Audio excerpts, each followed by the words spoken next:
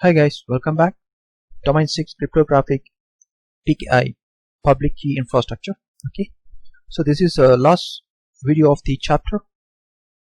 Chapter 6.4, given a scenario, implement public key infrastructure. So public key infrastructure provides all the components necessary for different types of users and entities to be able to communicate securely and in a predictable manner.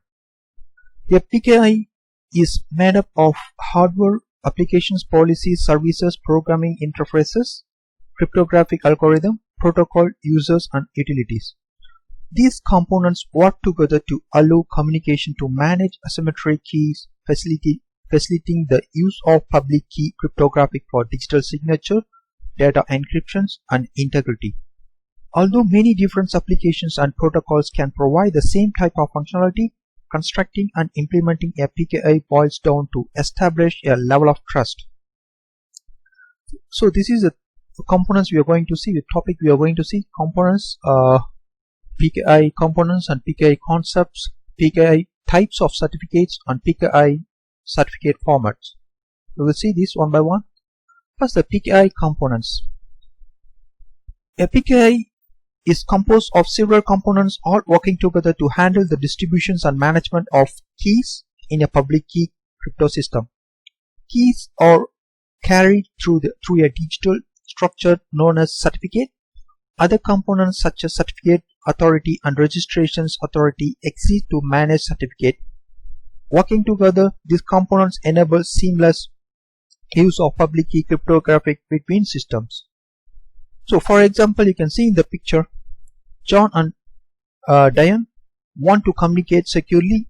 John can generate his own public-private or private key pair and send his public key to Diane. Or he can place his public key in a directory that is available to everyone. If Diane receives John's public key either from him or from a public directory, how does she know it really came from John?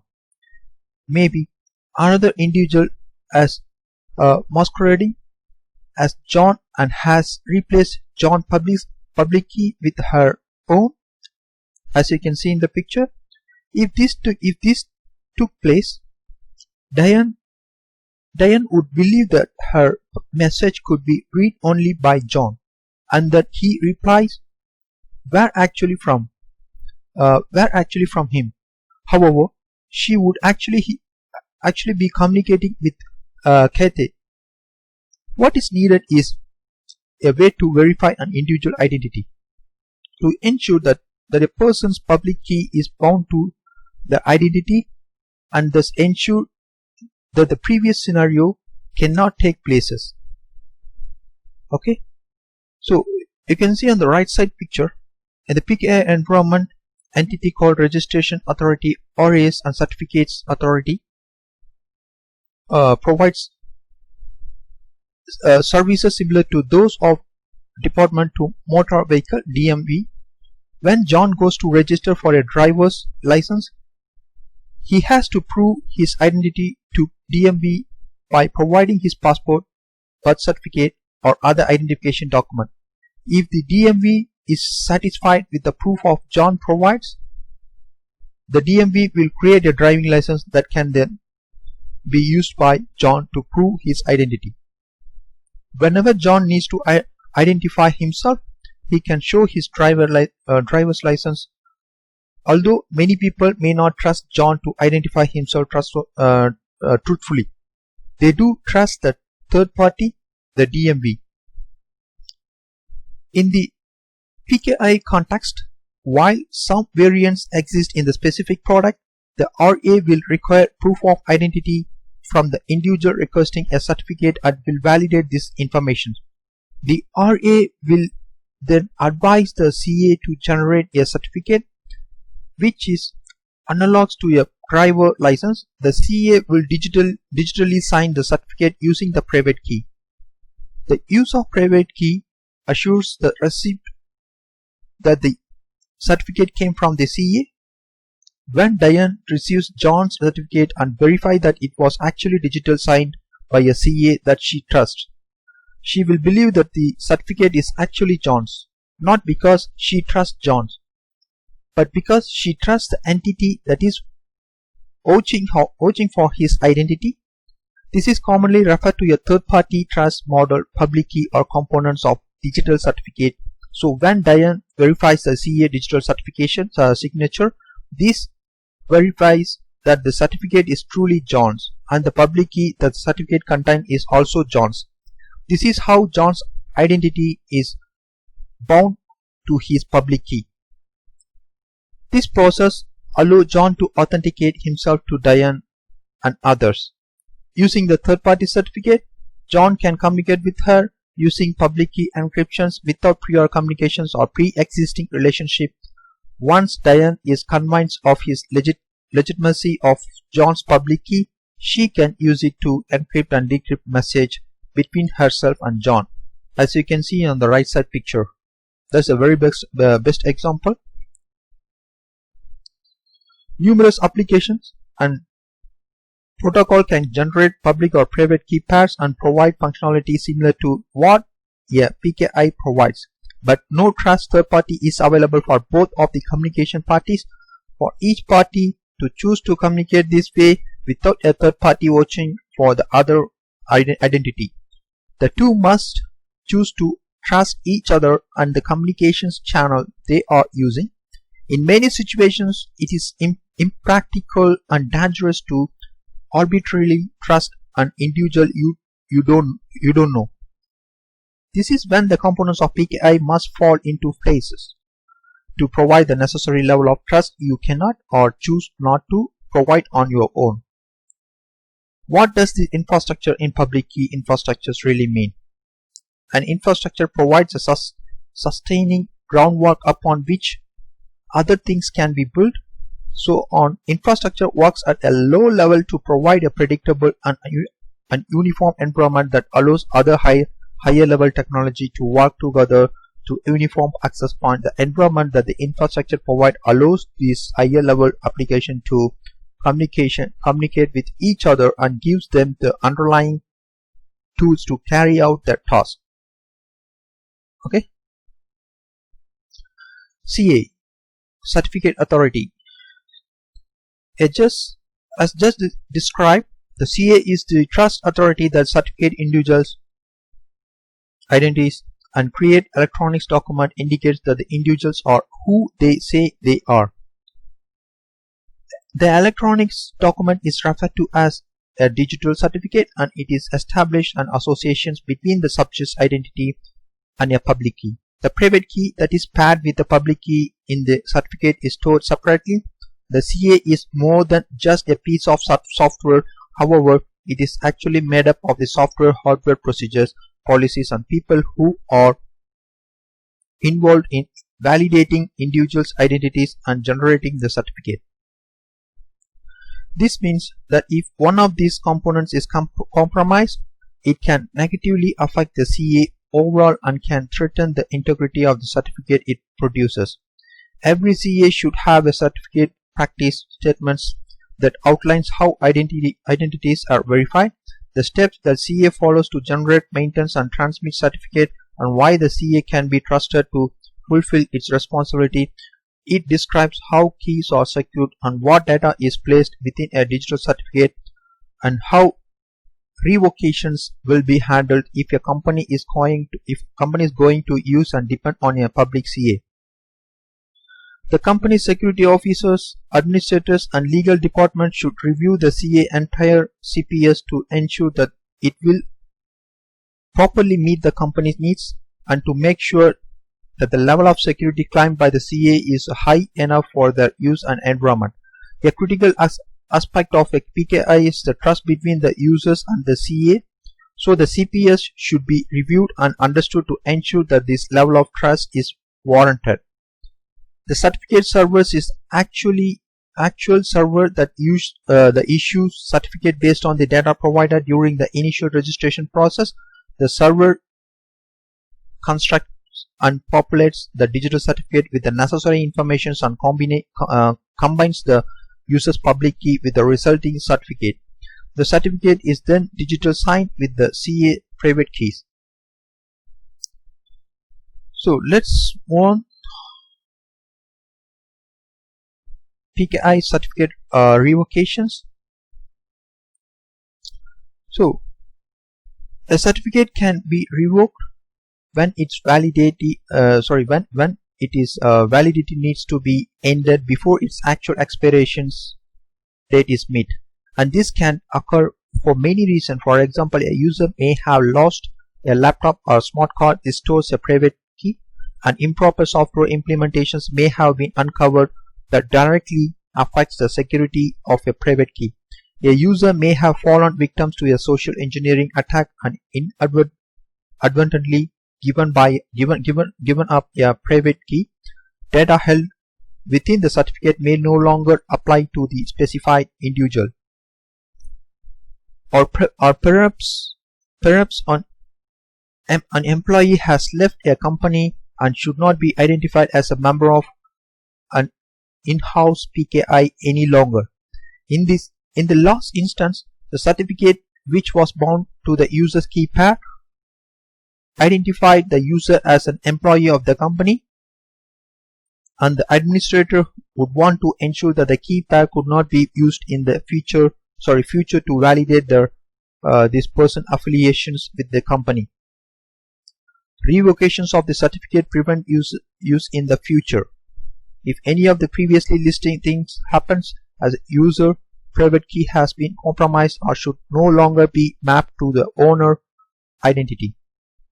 A different individual may have access to the user's private key and could use it to impersonate and authenticate as the original use. If the impersonate use the key to digital sign a message, the receiver would verify the authenticity of the sender by verifying the signature by using the original user's public key, and the verification would go through perfectly. The receiver would believe it came from proper senders and not the impersonator. If receiver could look at a list of certificates that had been revoked before verifying the digital signature, however, they would know not to trust the digital signature on the list because of issues associated with the private key being compromised. Revocation is permanent and final. Once revoked, a certificate cannot be reinstated. If this were allowed and a user revoked his certificate, the unauthorized holders of the private key could use the restore the certificate validity. For example, if Joe stores Mike's laptop, which held, among other things, Mike's private key, Joe might be able to use it to impersonate Mike. Suppose Joe writes a message. Suppose Joe writes a message, digital signs it Mike's private key and sent to Stacy. Stacy communicates with Mike periodically and has his public key, so she uses it to verify the digital signature. It computes properly to Stacy is assured that the message came from Mike, but in truth it didn't. If before validating any certificate a digital signature, Stacy could check a list of revoked certificates, she might not fall victim to Joe's false message. So CLR, normally the certificate, the CA provides these types of protection by maintenance a certificate. Certificate revocation list. A list of serial number of certificates that have been revoked. The CRL also contains a statement indicating why the individual certificate were revoked and date when the revocation took place. The list usually contains all certificates and have been revoked within a lifetime of a CA. Certificate that have expired are not the same as those that have been revoked. If a certificate has expired, it means that its end validity date was reached. The CA is the entity that is responsible for status of the certificate it generates. It needs to be told of revocations and it must provide this information to others. The CA is responsible for maintaining the CRL and posting it in a public available directory. What if Stacy wants to get back to Joe for trying to trick her earlier and she attempts to revoke Joe's certificate herself? If she is successful, Joe's participation in the PKI can be negatively affected because others will not trust his public key. Although we might think Joe may individuals may deserve this. We need to have some system in place to make sure people cannot arbitrarily have other certificate revoked, whether for revenge or for malicious purpose. When a revocation request is submitted, the individual submitting the request must be authenticated. Otherwise, this could permit a type of denial of service attack, DOS attack, in which someone has another person's certificate revoked. Thus, the authentications can involve an agreed upon password that was created during the registration process, but authentication should not be based on the individual proving that he has the corresponding private key, because it may have been stolen and the CA would be authenticating as imposter. The CLR integrity needs to be protected to ensure that attackers cannot modify data pertaining to be revoked certificate from the list. If this were allowed to take place, anyone who stole a private key could just delete the key from the CRL and continue to use the private key fraudulent. The integrity of the list also need to be protected to ensure that bogus data is not added to it. Otherwise, anyone could add another person's certificate to the list and effectively revoke the person's certificates. The only entity that should be able to modify any information on the CRL is the CA. The mechanism used to protect the integrity of CRL is a digital signature. Okay. So let's go for it. PKI components, the certificates. The second we will see the OCSP, because we discussed this CRL. So OCSP, Online Certificate Status Protocol. One of the protocol used for online revocation service is the OCSP, a request and the response protocol that obtain the serial number of the certificate that is being validated and review CRLs for these clients. The protocol has a responder service that reports the status of the certificate back to the client, indicating whether it has been revoked, it is valid, or its status is unknown. So this protocol and service saves the client from having to find, download and process the right list. So next we can see the suspension. So I just changed the CSO. So suspensions, instead of being revoked, a certificate can be suspended, meaning it is temporarily put on hold. Suspensions of a certificate has the same immediate effect as revocations, but it can be reversed. If, for example, Bob is taking an extended vacations and wants to ensure that his certificate will not be used during that time, he can make a suspension request to the CA. The CRL would list the certificate and its serial number, and in the field that describes why the certificate is revoked, it would instead indicate a hold state. Once Bob returns to work, he can make a request to CA to remove his certificate from the list. Another reason to suspend a certificate is if an administrator is suspicious that a private key might have been compromised. While the issue is under investigations, the certificate can be suspended to ensure that it cannot be used. So under you can see the CSO, certificate signing request. A certificate signing request is the actual request to CA containing a public key and the request informations needed to generate a certificate. The CSO contains all of the identifying information that is to be bound to the key by the certificate generations process. Okay. Digital certifications. PKI components. A digital signed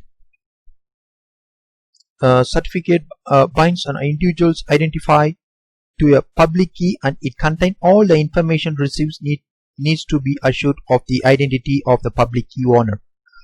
After an RA verifies an individual's identity, the CA generates the digital certificate But how does the CA know what type of data to insert into the certificate?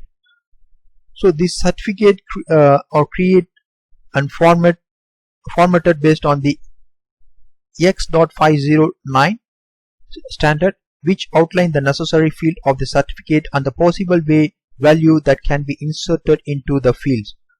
As of this writing, X.509 version 3 is the most current versions of the standard. X.509 is a standard of the International Telecommunication Union. You can find more information www.itu.int. So the IETF Public Key Infrastructure or PKIX working group has adopted the X.509 standard to the more flexible organizations of the Internet, as specified in RFC 3280 and is commonly referred to PKIX for Public Key Infrastructure X.509. Okay, so you can see here the digital certificate components, the version, the following fields are included within X.509 digital certification. See the version means identify the version of X.509 standards that was followed to create certificate, indicate the format and fields that can be used. So you can also see that subject, specify the owner of the certificate. Okay, the subject.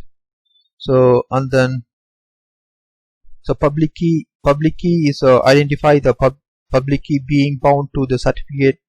Subject also identify the algorithm used to create, and then issuer, you can see here, identify the CA that generated the digital signed certificate, and then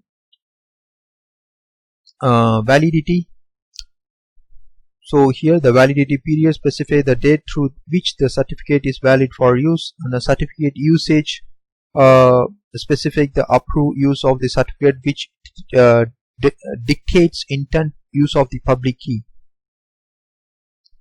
So the last one more, so signature algorithm, specify the hashing and digital signature algorithm used to digital sign the certificate, and then extensions also so allows additional data to be encoded into the certificate to expand the functionality of the certificate. Companies can customize the use of certificate within their environment by using the extensions. So X.509 version 3 has extended the extensions possibility. Okay, so we can now go for next slide. So we can move on next slides. So here the public and private key. So normally the public keys are from the key pair that are intended to be freely shared with the message to everyone. Hence the terms public. As the purpose of a PKI system is to manage an identity using certificate, the distributions or publishing of public key is done through public communication channel. For nothing is lost if other parties get a public key. By definitions, public keys can be shared freely. The uses of public key depends on what action is being performed, but what the public key does, the private key can undo, and vice versa. This provides the great utility of asymmetric encryption. Private key. The private key is the key from the key pair that is to be protected from all outside actors. It seldom leaves the machines upon which it was generated, for it is entire strength of the key pair. The most sensitive and critical public or private key pairs are those used by CAs to digital certificates. These need to be highly protected because if they were compromised, the trust relations between the CA and all of the end entities would be threatened.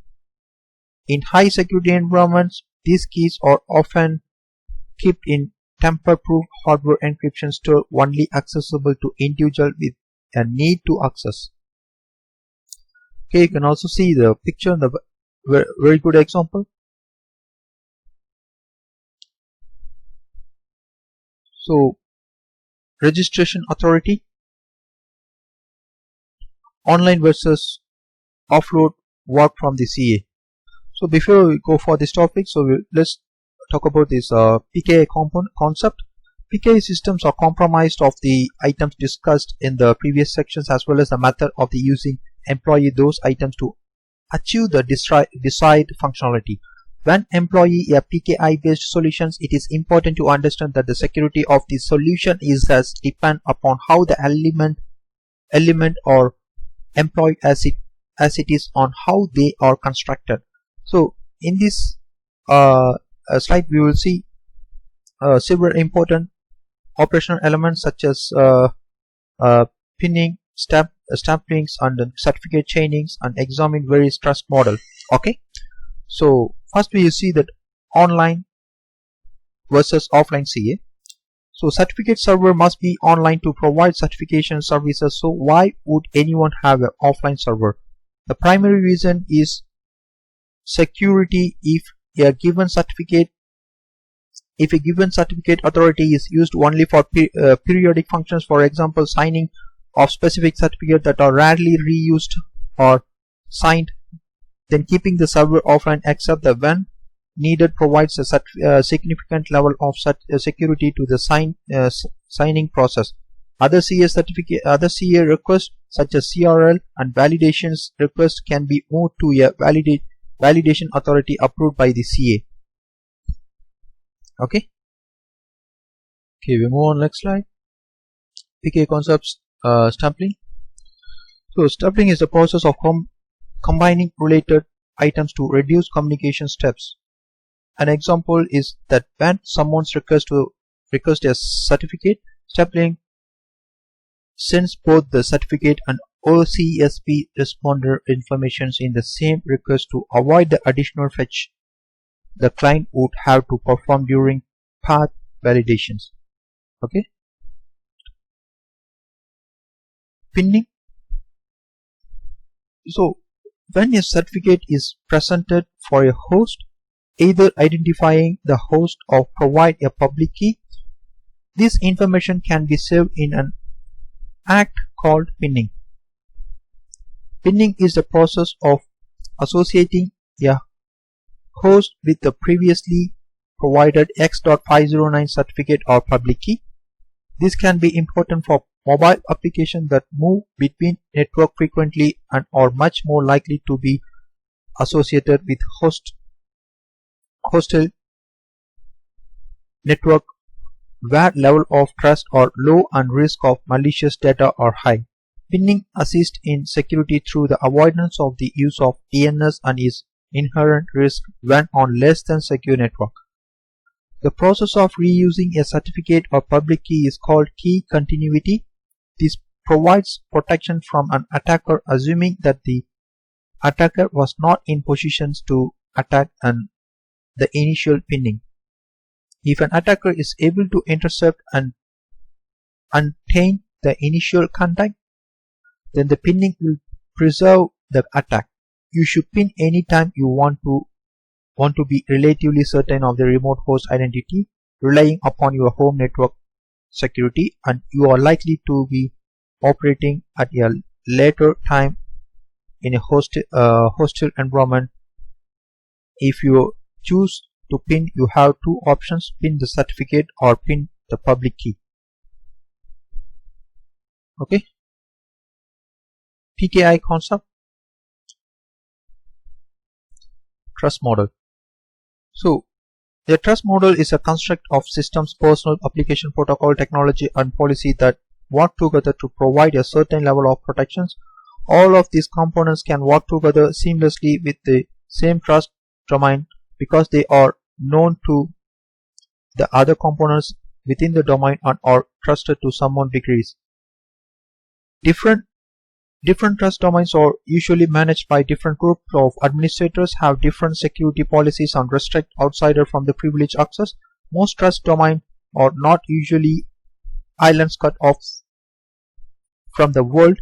they need to communicate with other less trusted domain. The trick is to figure out how much two different domains should trust each other and how to implement and configure an infrastructure that would allow these two domains to communicate in a way that will not allow security compromise or breach. This can be more difficult than it sounds. One example of trust considered earlier in chapters is the delivers license issued by the DMV. Suppose, for example, that Bob is buying a lamp from Carol and he wants to pay by check. Since Carol doesn't know Bob, she doesn't know if she can trust him or have much faith in his check. But if Bob shows Carol his driving license, she can compare the name to what appears on the check and she can choose to accept it. The trust anchor in the scenario is the DMV, since both Carol and Bob trust it more than they trust each other. Since Bob had to provide documentations to prove his identity to the DMV, that organization trusts him enough to generate a license, and Carol trusts the DMV, so she decides to trust Bob's check. Consider another example of a trust anchor. If Joe and Stacy need to communicate through email and would like to use encryptions and digital signatures, they will not trust each other's certificate alone, but when each receives the other certificate and sees that they both have digital signed by entity they both do trust, the CA, and then they have a deeper level of trust in each other. The trust anchor here is the CA. This is easy enough, but when we need to establish trust anchor between different CAs and PKI environments, it gets a little more complicated when two companies need to communicate using the individual PKIs, or if two departments within the same company use different CAs. Two separate trust domains are involved. The user and device from the different trust domains will need to communicate with each other, and they will need to exchange certificate and public keys. This means the trust anchors need to be identified and a communicate channel must be constructed and maintained. A trust relationship must be established to issuing authority CAs. This happens when one or both of the CA issue certificate for the CA public key. You can see on the picture right side, the top picture. This means that each CA registers for a certificate and public key from the other CA. Each CA validate the other CA identifications informations and generate a certificate containing a public key for the CA to use. This establishes a trust path between the two entities that can then be used when users need to verify other user certificate that falls within the different trust domains. The trust path can be unidirectional or bidirectional. So either the two CA trust each other bidirectional, example, or only a trust the others, example, unidirectional. Okay. So as you can see in the pictures, all the users, the top picture, okay, all the users and device in trust domain 1 trust their own CA1, which is the trust anchor. All users and devices trusted domain 2 have their own trust anchor CA2. The two CA have exchanged the certificate and trust each other, but they do not have a common trust anchor between them. So this trust model outline the trust relationship between the different CAs and different environment, which will indicates where the trust path resides. The trust models and paths need to be throughout before implementation to restrict, control access properly, and to ensure that as few trust paths as possible are used. Several different types of can be used. So the three main models is hierarchical, peer-to-peer, and hybrid models. Okay, so you can see that hybrid model.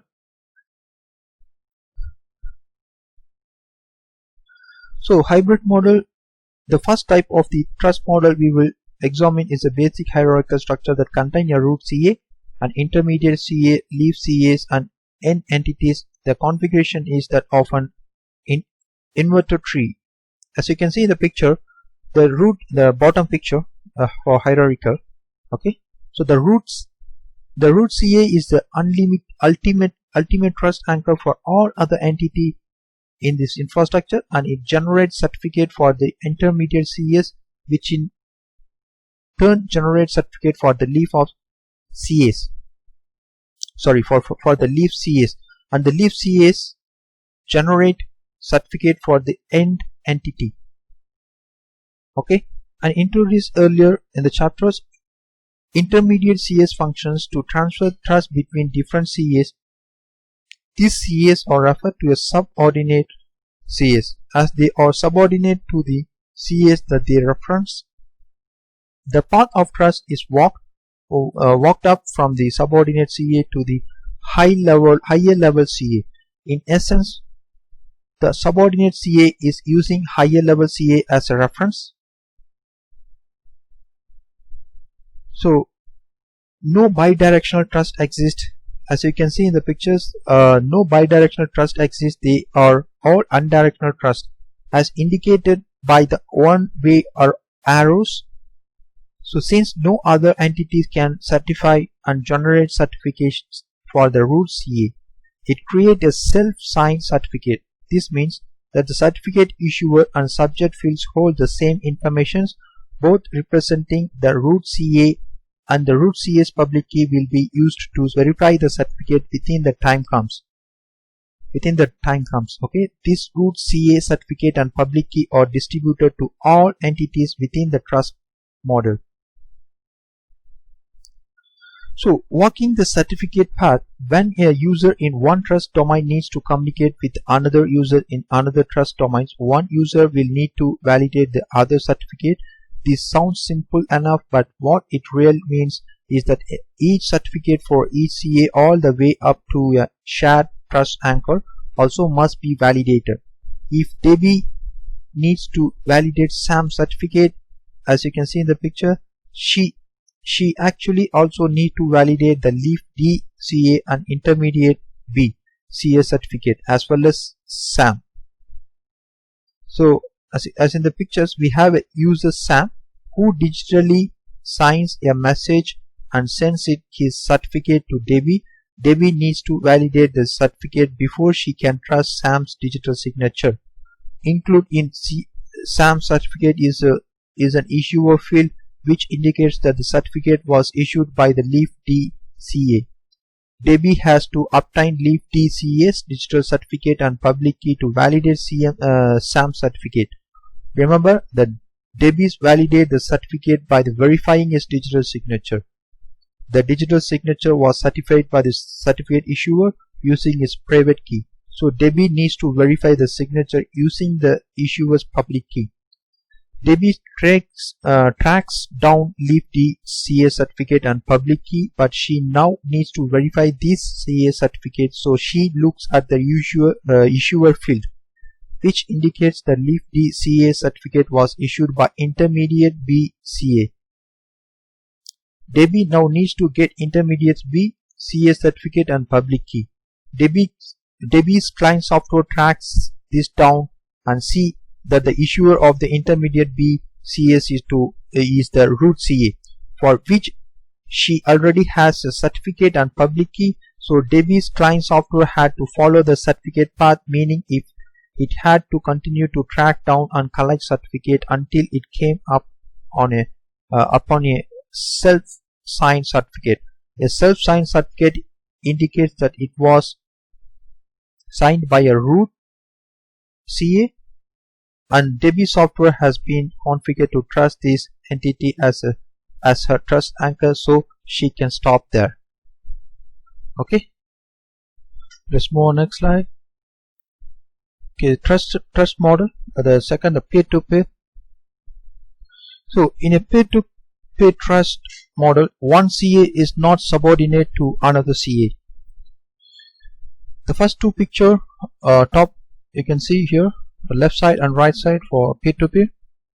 So one CA is not subordinate to another CA, and no established trust anchor between the CAs is involved.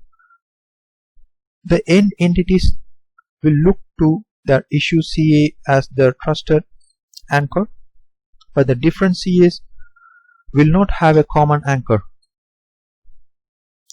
So here you can see in the right side picture, so this picture, so the two different CAs will certify the public key for each others, which create a bidirectional trust. This is referred to as cross-site cross certification, since the CA are not receiving the certificate and public key from a superior CA, but instead are creating them for each other. One of the main drawbacks to the model is scalability. Each CA must certify every other CA that is participating, and a bidirectional trust path must be implemented. So you can see this picture here. So in this picture, if one root CA were certifying all the intermediate CAs, scalability would not be as much of an issue. This picture represents a fully connected mesh architectures, meaning that each CA is directly connected to and has a bidirectional trust relationship with every other CA. As you can see in the picture here, the complexity, these steps can become overwhelming. And then hybrid trust models, you can see here hybrid bridge CA, a cross certificate model using certain point of trust. This picture, so normally a company can be complex within itself, and when the need arises to communicate properly with outside partners, suppliers and customers in an authorized and secured manner, this complexity can make sticking to either the hierarchical or peer-to-peer trust model difficult, if not impossible. Okay, so in many implementations, the different model types have to be combined to provide the necessary communication lines and level of trust. In a hybrid trust model, the two companies have their own internal architecture, hierarchical models, and are connected through peer-to-peer model using cross certifications. So as you can see in this picture here, the CA could play the pictures shows that a bridge CA could play. It is responsible for issuing cross-site certification for all connected CAs and trust domain. The bridge CA is not considered a root or trust anchor, but merely the entity that generate and maintain the cross certification for connect environment. Okay. So key escrow, trust third party maintenance. So the impressive growth of the use of encryption technology has led to new method for handling keys. And then key escrow is a system by which your private key is kept both by you and by a third party. Encryption is adept at hiding secret, and with computer technology being affordable to everyone, criminals and other ill-willed people begin using encryption to conceal communications and business dealing for a law enforcement agencies. Because they couldn't break the encryption, government agency begin asking for key escrows.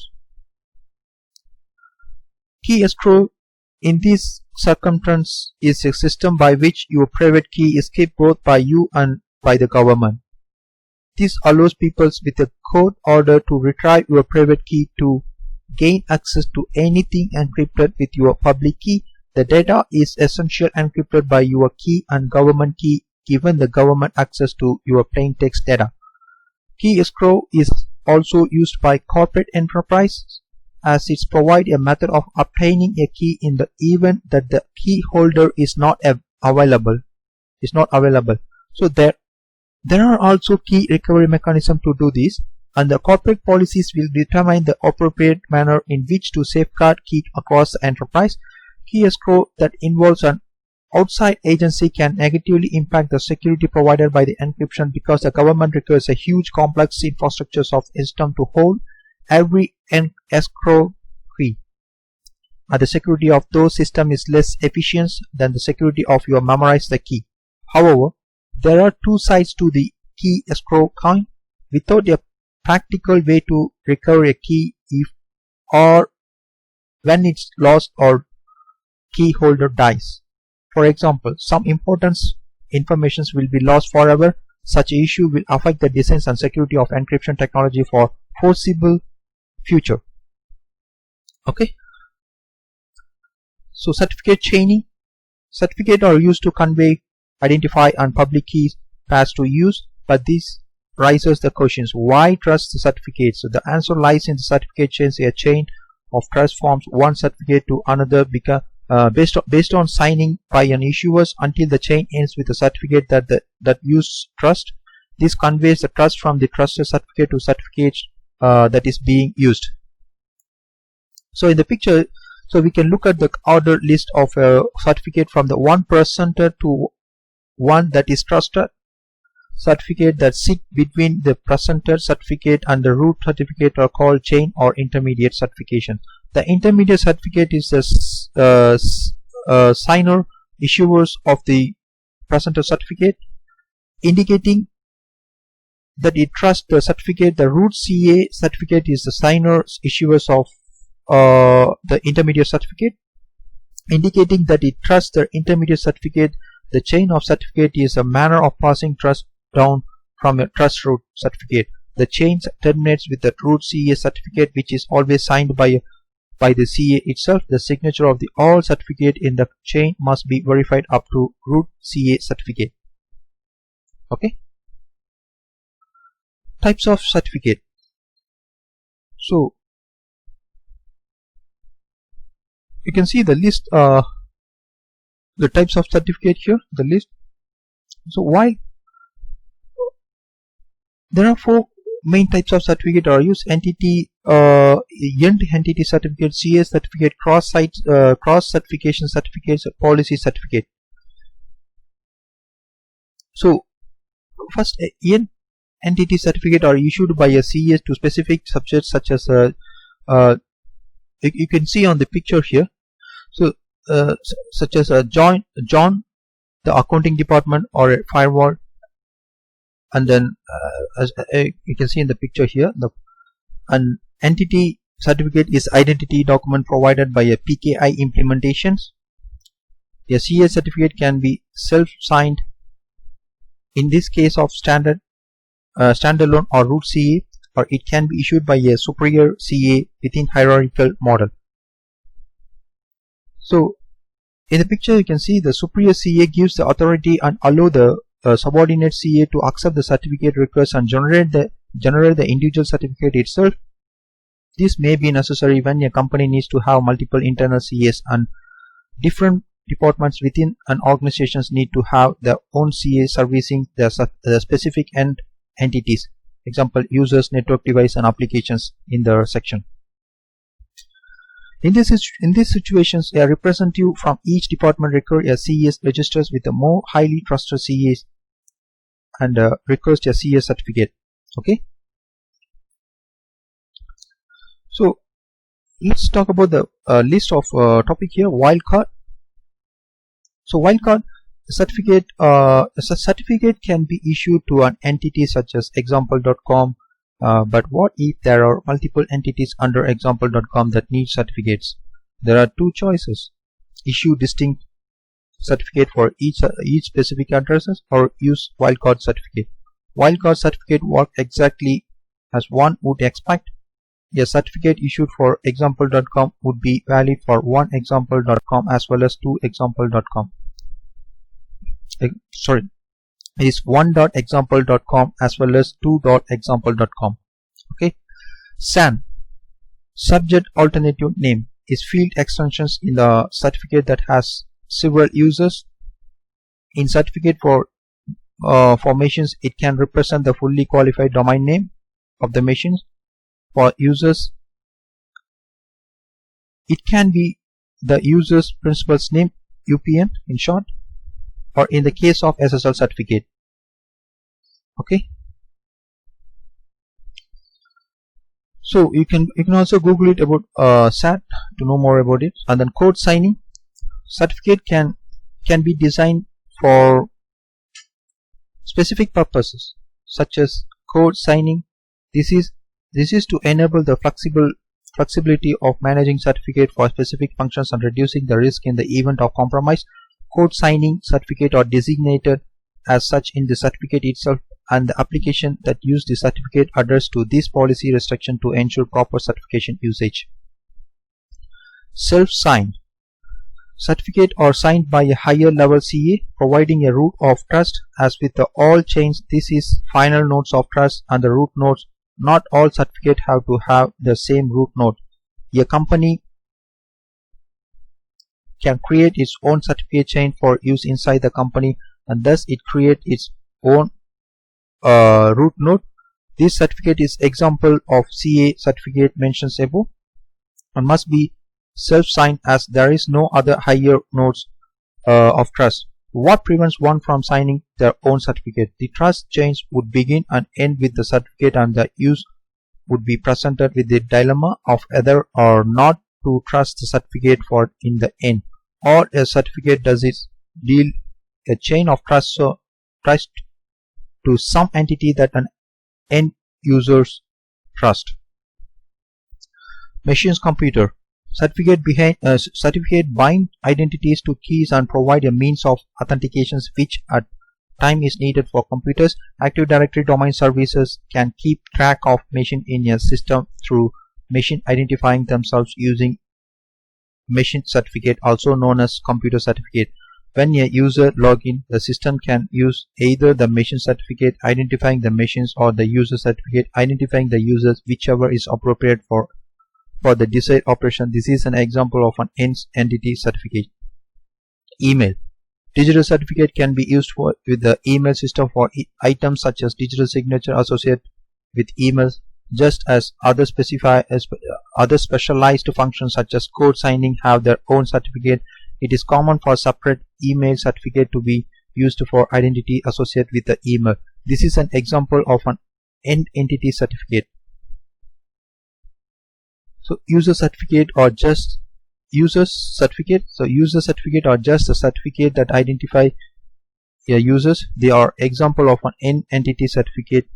Okay. So root certificate. A root certificate is a certificate that forms the initial basics of a trust in a trust chain. All certificates are signed by the CA that issues them.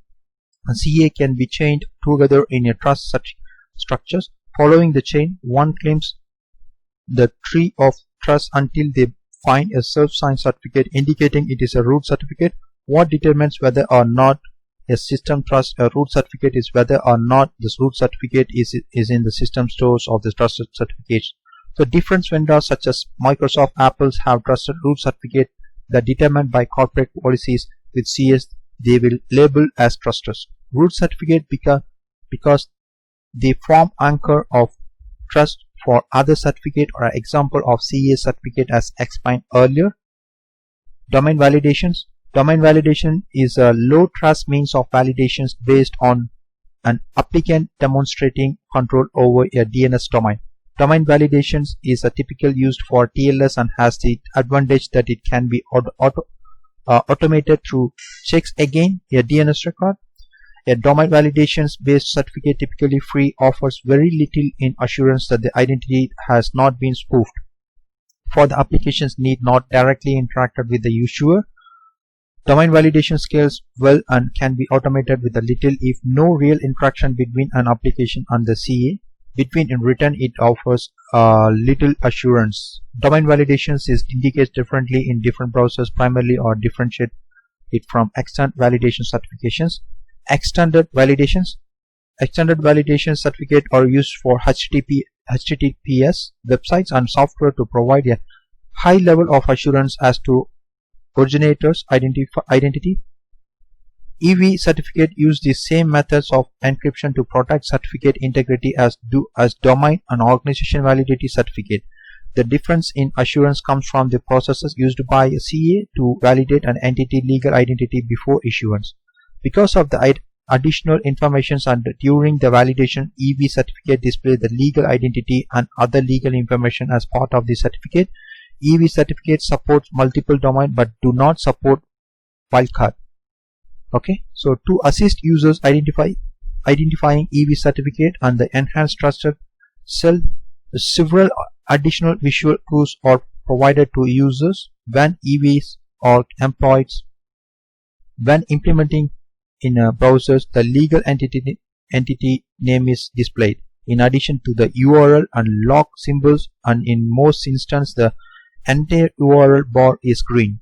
All major browser vendors provide this support, and because the information is included in the certificate itself, this function is web server agnostic. Okay, let's move on next slide. Certificate formats. So digital certificate are defined in a RFC 5280 on the internet X.509 public key infrastructure certificate and certificate revocation list CRL profile. The RFC describes the X.509 version 3 digital certificate format in details. There are what we discussed earlier. So these are numerous ways to encode the information in the certificate before instantiation is as a file. So the different methods results in different files extensions. Common extensions include .der, .pem, .crt, .cer, .pfx, .p12 and .p79. So I will show you that in a later on slide. Although they all contain certificate informations, they are not all directly interchangeable. While in certificate cases some data can be interchanged, the best practice is to identify your certificate is encoded and then label it correctly. Okay, so this is 509. So wildcard certificates, things, everything.